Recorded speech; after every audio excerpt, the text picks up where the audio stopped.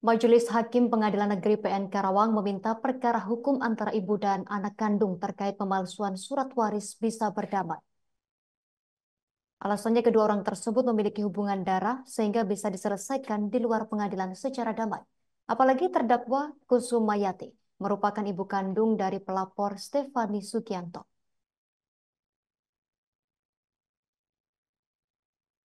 Ketua Majelis Hakim PN Karawang, Nelly Andriani, dengan Hakim anggota Dedi Irawan dan Hendra Kusumawardana yang menyidangkan perkara ibu dan anak kandung ini, meminta kedua pihak untuk berdamai dengan membuang ego masing-masing. Hakim juga mengingatkan saksi pelapor Stefani Sugianto pengorbanan seorang ibu yang sudah melahirkannya.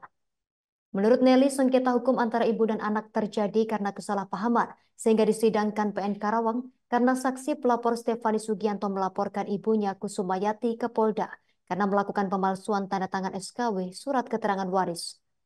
Akibat dari pemalsuan itu, saksi pelapor Stefani dirugikan. Upaya damai pernah beberapa kali dilakukan, namun selaku mengalami kegagalan. Sementara itu, saksi pelapor Stefani Sugianto di hadapan majelis hakim mengaku sudah memaafkan ibunya.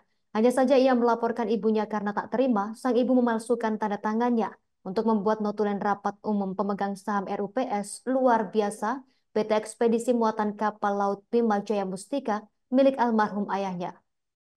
Notulen itu menjelaskan para ahli waris sepakat dan setuju untuk memberikan seluruh saham-saham perusahaan sejumlah 40 saham kepada kakak kandungnya dan di Sugianto. Selain itu, ibunya tidak terbuka atas aset bersama saat ayahnya masih hidup.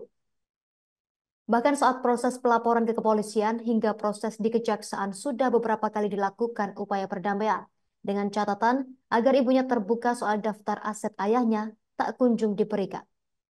Stefani mengatakan ia tidak punya keinginan untuk menguasai warisan ayahnya jika tujuannya sejak awal ayahnya meninggal sudah mempermasalahkannya. Akan tetapi laporan dilakukan setelah kedapatan tanda tangannya dipalsukan. Apalagi saat ayahnya meninggal tidak ada nama suami dan anaknya ditulis di nisan ayahnya.